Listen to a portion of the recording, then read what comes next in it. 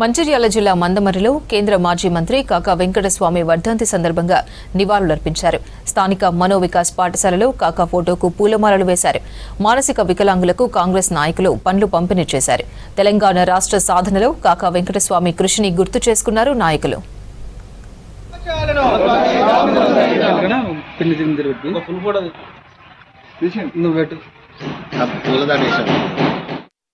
మాజీ కేంద్ర మంత్రివర్యులు గడ్డం వెంకటస్వామి గారి వర్ధంతిని ఈరోజు మనోవికాస్లో ఘనంగా నిర్వహించుకోవడం జరిగింది. కాకా వెంకటస్వామి గారు మన దేశానికే ఒక గొప్ప నాయకుడు. సింగరేణి కార్మికులు కాకా కుటుంబాన్ని మరవద్దు. ఎందుకంటే కాకా సింగరేణి సంస్థ నష్టాల్లో దాదాపు ఇక బంద్ చేసే పరిస్థితిలో 400 కోట్లు అప్పిప్పించి మన సింగరేణి సంస్థను కాపాడిన గొప్ప నాయకుడు కాకా వెంకటస్వామి గారు. అలాగే కార్మిక కుటుంబాలు కూడా కాకను మరవద్దు. ఎందుకంటే మనకు పెన్షన్ స్కీమ్ కార్మికులకు ఇప్పించిన ఘనత కాకా వెంకటస్వామి గారిది. దాదాపు 107 సంఘాలకు అధ్యక్షుడిగా ఉండి కార్మికులకు సేవ చేసిన గొప్ప నాయకుడు.